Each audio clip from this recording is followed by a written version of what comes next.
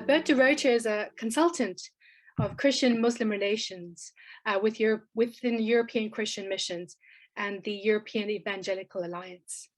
He's also associated a member of Tyndale Theological Seminary, and he's very involved in Christian-Muslim relations in Europe. So 34 years of experience. I think that seems to be the number we are getting here. He has an MA in World Evangelism and a D.Min in Christian-Muslim relations. He has also authored several books, including A Single Hand Cannot Applaud and Sharing Lives. And he's also edited the book Engaging with Muslims in Europe. Together with his wife, Jenny, he's also involved in marriage training and counseling, lives in Amsterdam, and we are so thankful to have him. So without further ado, Bert, I will hand it over to you. Thank you so much. Thank you. Thank you for the invitation. And I will try to speak a little bit slower than the previous speakers. I am from the same city as Jeff is from, Amsterdam. As you can see behind me here, one of the pictures of one of the canals, which we have many of. I will try to share my screen and we'll see if it works. So you can actually follow me along. You can see everything? Yeah, like this. So this is a topic of today, which is very close to my heart. What we will try to do in the next 45 minutes is to look at some of the motives for being involved in interfaith dialogue.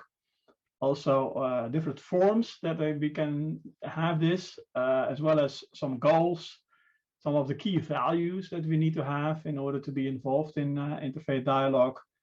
There's also the challenges that I've experienced in doing it. Also how to start one if you've never done it before.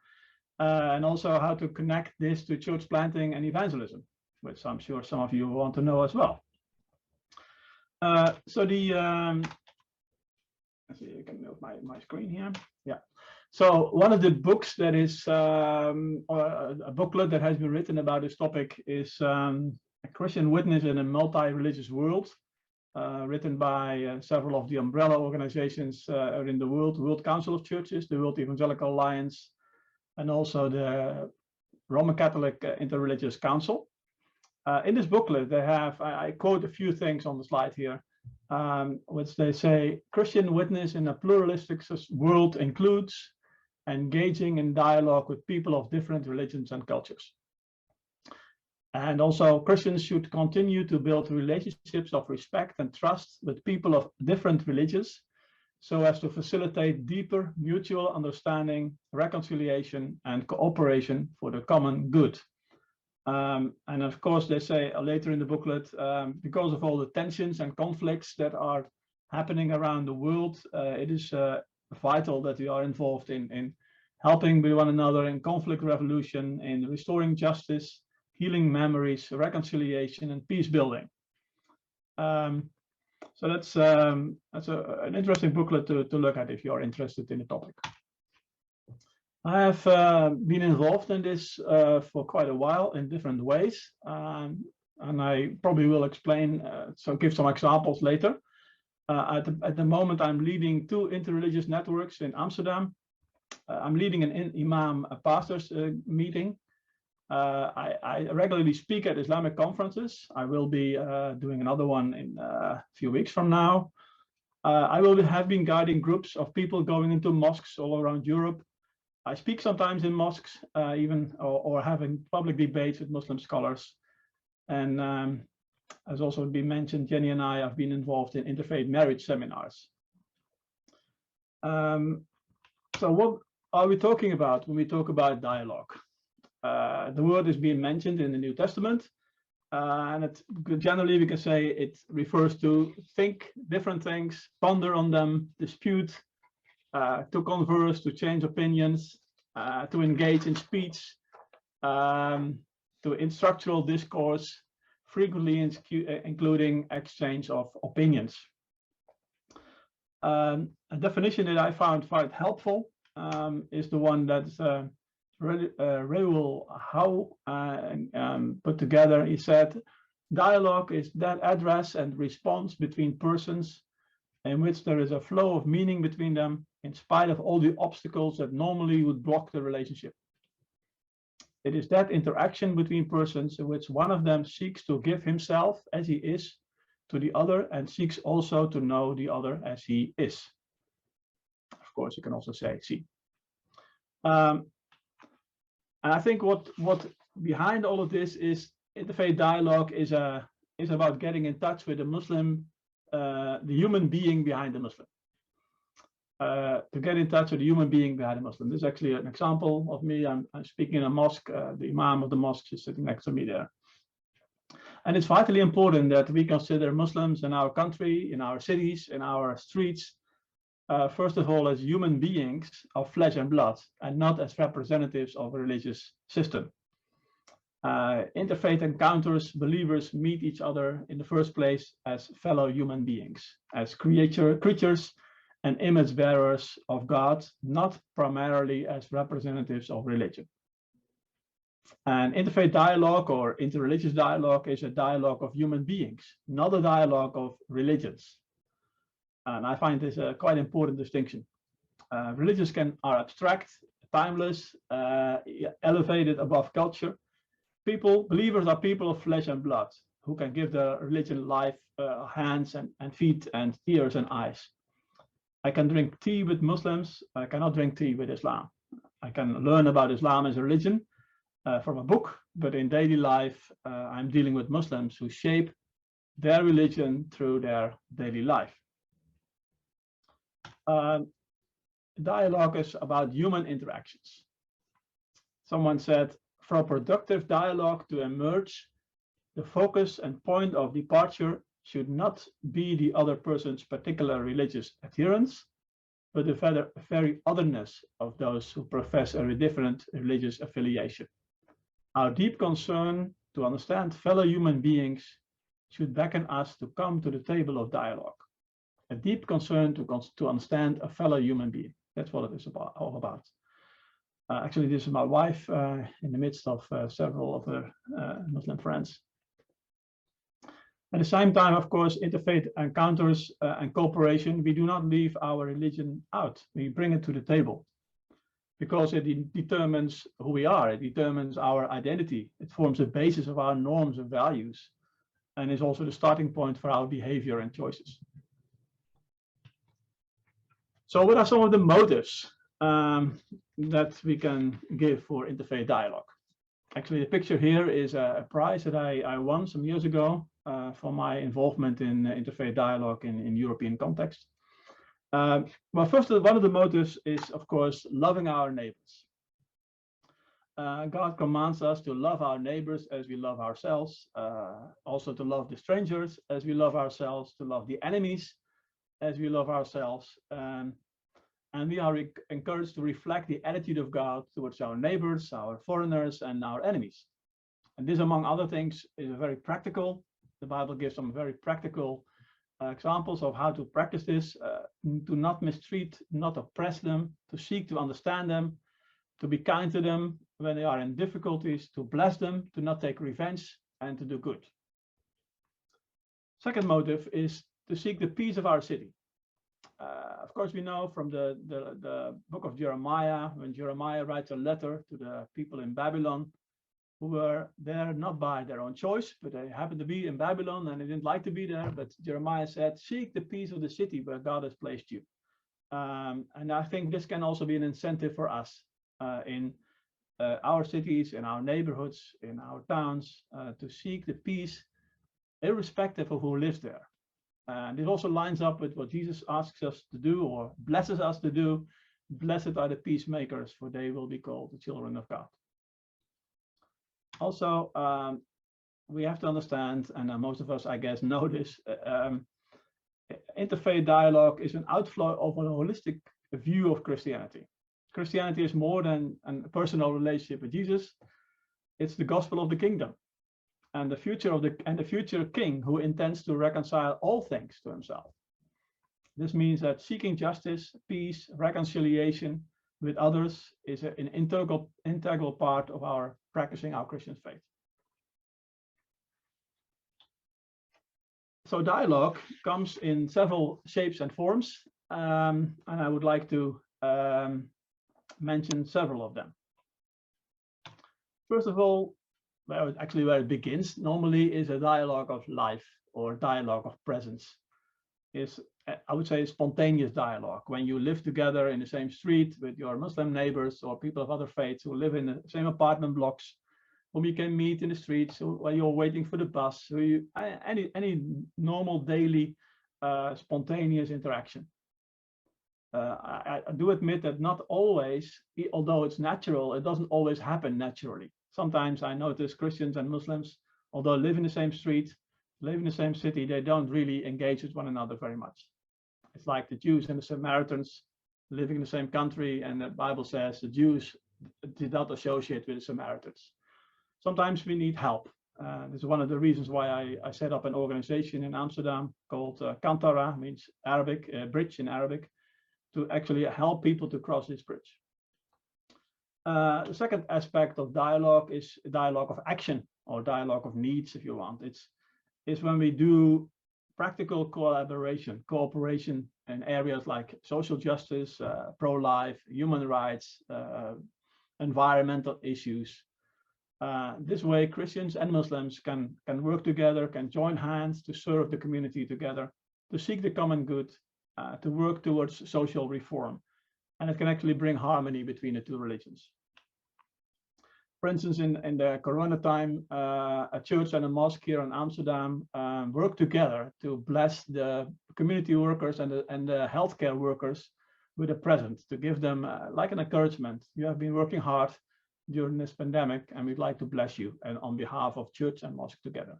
A few weeks ago, one of the Moroccan restaurants had an incident. Someone shot a fire, had a shot the windows of the shop, and the pastor spontaneously said in the WhatsApp group that I created, I want to bless those people that were hurt by this incident. It's not their fault. I don't know what happened. We want to bless them on behalf of the churches and the mosques together. Who wants to go with me?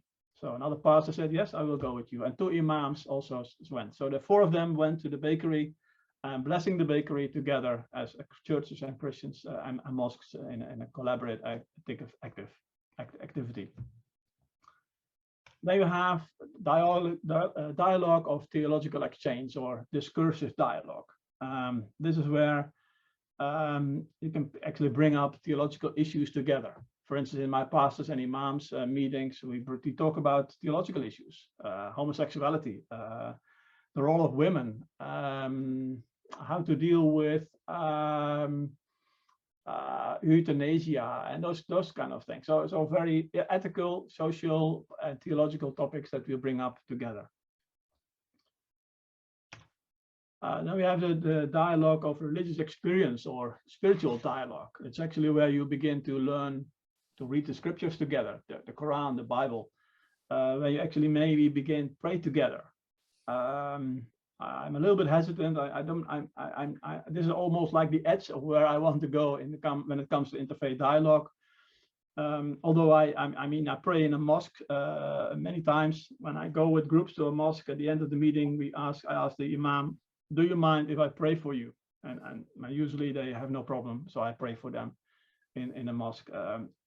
In one of our pastor imams gatherings, we compared. We had a pastor sharing his sermon that he preached in his church the week before, and next time we listened to a sermon preached by an imam in the mosque a week before. So we can compare those kind of things. Actually, the picture here on the slide is also an example where I'm asked to speak. One of my friends, a Muslim friend, created a Brussels Forum for Wisdom and World Peace, and he asked me to speak there on a connection between wisdom and world peace. Then we have a proclamatory dialogue. That's where you could say you try to include the speaking something of the Bible in a context of dialogue. The example in the Brussels Parliament there, I was asked to speak on this topic, wisdom and world peace, and I asked God for wisdom. Of course, I'm speaking about this, but also how can I connect the Bible with this topic? And God turned my thoughts to James, where James somewhere it says the wisdom from above is peace. So I thought this is a connection between wisdom and world peace. So actually I gave a brief outline on the book of James in the midst of this dialogue context. And it's possible if you find a way and a wisdom to do so. So dialogue can be carried out in several ways. I've mentioned them just briefly again. Informally, just when you meet together, when I drink tea and coffee with my imam friends, which I do all the time, for instance, it can be formal, more of a, if you have a network of churches and mosques meeting together, or on a national level even, or international level, where you have representatives of religions meeting together. And as I've mentioned, also practical levels where you actually find a way to connect, to work together on a common issue. In fact, I think the informal is the basis of the rest. That's why I spend a lot of time in building those informal networks and relationships, so that actually develops into formal and more practical outworkings of some of the collaboration. So some of the goals of interfaith dialogue. Well, first of all, of course, is to get acquainted with our Muslim neighbors, to hear about their concerns, their dreams, their hopes, their questions, their convictions, how they practice their faith. So just getting acquainted. First of all, and it's also to create mutual understanding. Try to begin understand them, but at the same time also be better understood by them. To establish a rapport between Christians and Muslims, and a trust relationship, which is important to have together. To dispel misunderstandings and prejudices and wrong images on both sides. Last Sunday, I was in a mosque, and during the meal, the iftar meal, we talked about questions that came up. Well, what does Easter eggs have to do with Easter? Or, for instance, there was a question from one of the Muslim leaders spoke, and he said, well, I've never understood. A few days ago, I was in another mosque, and one of the Muslims sitting next to me, he said, you Christians should be far more bold and outspoken in your faith. You are so timid. You need to speak up more. I'd like to know more about what you believe and what you practice. You need to build trust, and trust is built by, well, I would say, through drinking coffee and tea. People often say, what are you doing all day? Well, I'm drinking coffee and tea in restaurants. This is how I build my relationships. Also, to discover if and how God has been working in the life of your Muslim friends already. I mean, I discover sometimes that God has been going ahead of me in reaching out to them through a dream they've had, or through something miraculously, or even through questions they may have which I have no answer to. That God has been already present in their lives without me being aware of it, and I can actually build on that as well. I begin to understand their faith accurately. I can learn Islam from a book, and I read several books on Islam, but I best learn from just interacting with my Muslim friends, listening to them, and asking questions. We lay a foundation for future collaboration. In a sense, all of this interfaith dialogue is an exercise in listening before we speak. It helps us to understand the question before we begin to bombard them with our answers. And also it leads to a greater self-awareness, how we are perceived by them. And also I've learned often how actually to appreciate my own faith even more when I interact with my Muslim friends. I say, wow, how marvelous is this great gospel. Like at the moment, our Muslim friends are going through Ramadan. And I was in a mosque a few days ago, and before they went to the prayers, one of the friends said to me, well, I'm going to earn some extra bonus points. And to me, it really hurt me so much to think of, okay, this is a religious man. He seeks to pray, and he wants to earn some bonus points. I'm glad that, well, we know it's not through bonus points that we are getting into heaven, but all of a sudden I realized, oh, wow, Lord, thank you very much for your gift of Jesus Christ and his death and resurrection for me. So what are key values in carrying out our interfaith dialogue? I would say mutability. It's dual. It goes back and forth. It's not only that we are the ones who are talking. It's also listening, of course, on to both sides. It's not a monologue; it's a dialogue. Respect. It needs to be done with respect, even if we hear things that are totally against everything that we stand for. We need to be able to respect our friends and our people that we talk with. Genuineness. We need to be genuine. I need to be honest. I need to be transparent. I need to be able to show my own weaknesses. I don't have an answer to all the questions. I don't need to have an answer. I just be myself, be relaxed. If I don't know, I don't know. And if I struggle, I struggle. And I tell them I struggle. So the genuineness is important. But it goes together with humility. Even if and sometimes we have done things wrong in our Christian faith personally as Christians, or our churches, or even our history of our churches, or history of Christianity. I was in Bosnia a few weeks ago, and I spoke to one of the Islamic leaders there, and he became angry with me, saying, well, you are from the Netherlands, and where were you when your country was part of NATO, killing or allowing to kill so many people in Srebrenica? Why didn't you stand up against your government? And all of a sudden I realized, yeah, this is something that is real in his life, that I, as a Christian from the Netherlands, of course, I had not direct involvement with what happened in Srebrenica, but nevertheless, to then say, well, I want to apologize because I think it was not right what happened there. So it takes some humility to acknowledge our own mistakes and our own shortcomings in the past. Honesty and integrity, I've already mentioned that, I think, but it's very important that we have these things, that we treat them as human beings and not as objects for conversion. Frankness and boldness, this goes together. And I notice I can be very frank and bold, even in the mosque. Last Sunday, it was Easter Sunday, it was Iftar. I was asked to speak during Iftar for 10 minutes. And I was able to link Easter with Ramadan and with Pesach. Our Jewish friends are having their Pesach right now.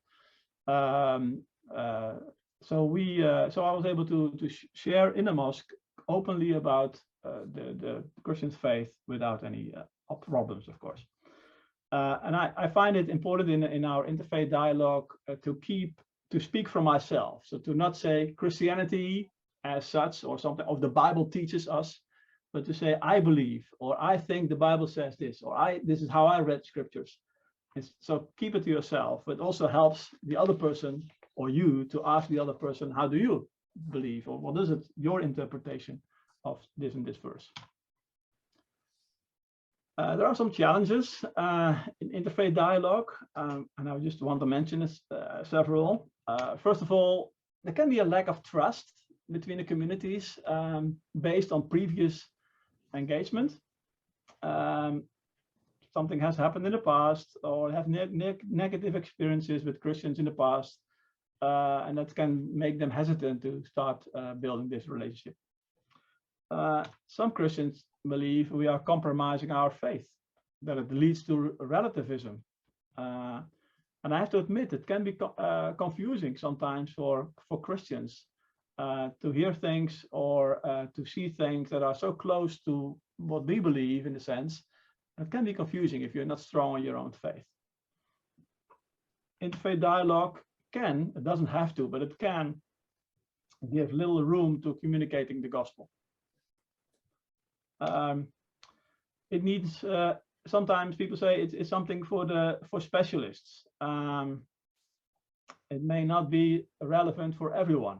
I tend to agree. It may not, although I don't think it's necessarily for specialists, but I do think it does require some attitude that is important to keep this thing going. It needs maintenance. I spend about a day a week in maintaining the 2 interfaith networks that I lead here in the city. It's a lot of hard work to maintain this, but I think it's worthwhile to maintain this. It's not suitable for every believer. If you are a die-hard evangelist, you would find this very frustrating. You think, well, I'm sitting there drinking coffee and tea, talking about the weather or about I don't know, whatever thing in society that's important, but I want to talk about Jesus. They need to come to faith in Jesus. Well, if you want to speak about Jesus every 5 minutes, this may not be the right kind of ministry for you. Oh, did I miss something? Oh, no, it goes on. There can be some people, particularly in the Netherlands, where we have imams from Turkey or Morocco or other countries that are not necessarily very fluent in the local language. That can sometimes be a hindrance in interfaith dialogue. Also, the variety of cultures and the ways of practicing our faith. I mean, among Christians, that's already a challenge. Pentecostals and Roman Catholics and everything in between. But among the Muslims, you have the same variety and cultural differences and ethnic differences and religious differences, and it can be a challenge sometimes in interfaith dialogue. Also, confusion of terms that we are using. We use the same terms, talking about grace, talking about God's love, talking about forgiveness, but we don't always mean the same thing by this. I find it hard sometimes to balance between respect and criticism. I don't want to accept everything that I hear. There are a lot of critical things that I need to address, but I want to do this with respect. Alan?